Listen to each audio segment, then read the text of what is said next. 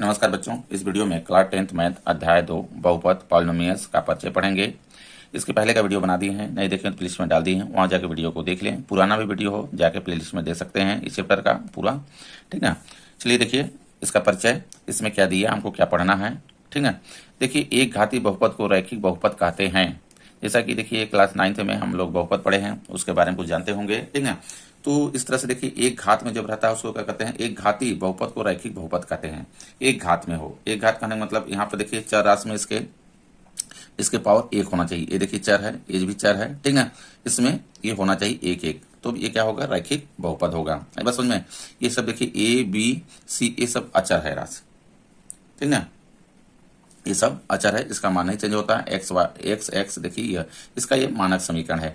जैसे देखिए 2x धन 1, 2x धन 1, इसमें देखिए ये वाला देखिए दिया हुआ है, ये वाला टर्म दिया हुआ है, ये बीच वाला नहीं दिया हुआ है, ठीक है। इसमें देखिए अगर सिर्फ ये भी रहे ax, ठीक है, तो भी क्या होगा, ये रैखिक बहुपद होगा, ठीक है। इसमें दो टर्म दिया हुआ है, ये नहीं है, प्लस माइनस से कोई इशू नहीं है, ठीक है। प्लस भी हो सकता है, माइनस भी हो सकता है, इस तरह से ये इसका रहेगा, ठीक है। और 3x धन 5 ये भी देखिए रैखिक बहुपद है। 2x धन y धन 1 ये रैखिक बहुपद है, इस तरह से। अब देखिए अगर द्विघाती बहुपद को द्विघात बहुपद कहते हैं। द्विघाती यानी जिसमें देखिए दो घात हो, इसको द्विघाती कहते हैं। ax² plus bx plus c, इसका देखिए मूल समीकरण ये होता है, ठीक है। इसका मूल समीकरण ये होता है। इसमें देखिए ये प्लस माइनस हो सकता है, कोई ये नहीं, लेकिन मूल समीकरण क्या है मेरा कि ये प्लस नहीं रहेगा, ठीक। चेंज हो सकता है इधर, जैसे देखिए 2x² धन 3x, ठीक है, ये देखिए धन 5, ये एक ये हो गया, ये समीकरण इस तरह से रहेगा। अब 2x² प्लस 5 ये देखिए हो गया। 2x² देखिए सिंगल भी है तो भी ये द्विघाती है, ठीक है। जिसके जिसके घात में क्या 2 है यहाँ पे, ठीक है, चर के राशि में, तो द्विघाती होगा। समझ में आ रहा है। देखिए आगे कह रहा तीन घाती बहुपद को त्रिघात बहुपद कहते हैं। जिसमें तीन घात हो उसको कहेंगे त्रिघाती बहुपद, ठीक है।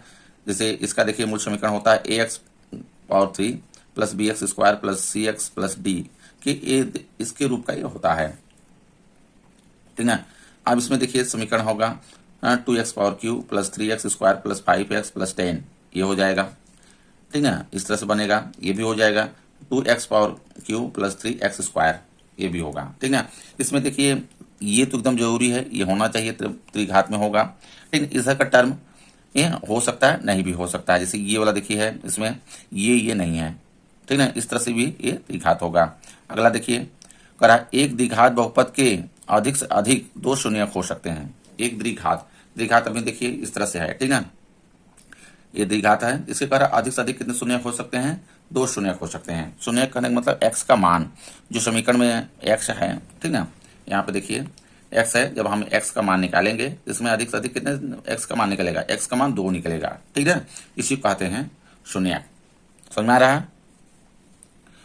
और त्रिघात अगर बहुपद है तो उसके 3 शून्यक निकलेंगे, यानी जितने जितने घात वाले समीकरण रहेंगे उतने ही उसके क्या निकलेंगे, शून्यक निकलेंगे। शून्यक करने का मतलब जो x है, ठीक है, जो चर राशि है उसका मान निकलेगा, उतने ही मान निकलेगा।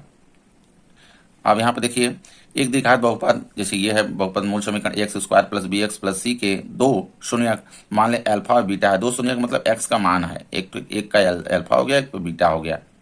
ये देखिए मोस्ट है इसमें, तो इसमें देखिए हो जाएगा शून्यकों का योगफल। शून्यकों का योगफल यानी जो माने हैं अल्फा बीटा बराबर होता है ऋण b बटे a, ऋण b बटे a।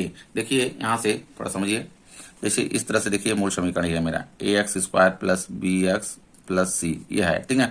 तो इसमें अगर हम इसका मान लिए हैं, जो दो शून्य क्या है, अल्फा बीटा है, अल्फा और बीटा है ये, ठीक है। तो alpha plus beta equal to होता है, यानी शून्यकों का योग होता है माइनस b बाई ए होता है, ठीक है। देखिए b कहाँ का है, x गुणांक ए b ये है, ठीक है, और x² का गुणांक a ये है। समझ में आ रहा है, ठीक है। ये हो जाएगा, यहाँ पे जो भी रहेगा ये ऊपर रहेगा, यहाँ b के स्थान पे a के स्थान पे ये वाला रहेगा जो संख्या रहेगा, तो इसका शून्यकों का योग हो जाएगा। अब शून्यकों का गुणनफल इसी का अगर गुणा करेंगे तो देखिए alpha into beta equal to हो जाएगा c बाई ए। c देखिए ये वाला है मेरा, ये मेरा ये है, यहाँ से समझ में आ रहा है।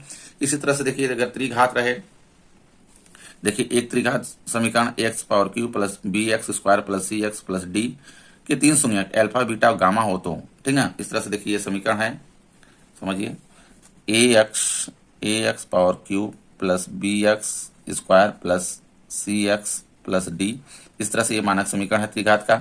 अगर इसका हम शून्य का मान लें, अल्फा बीटा गामा है, क्या है, अल्फा हो गया, बीटा और गामा मान लेते हैं, तो शून्यकों का योग देखिए हो जाएगा, यानी alpha plus beta plus gamma equal to minus B by A होगा, ठीक ना।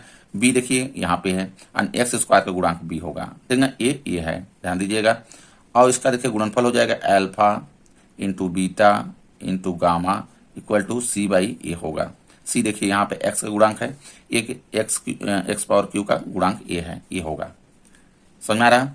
और देखिए alpha beta plus beta gamma plus gamma alpha equal to होता है D by minus D by A होता है।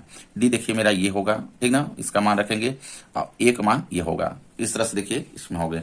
ये आप लोगों से सिलेबस में नहीं है, ठीक ना, लेकिन इस तरह से होता है। अगर मान लीजिए अगर आता तो इस तरह से करते, ठीक। तो ये रहा, ये हम लोगों को पढ़ना है इसमें। ये सब वीडियो अच्छा लगा तो लाइक करें एंड चैनल को सब्सक्राइब कर लें। धन्यवाद।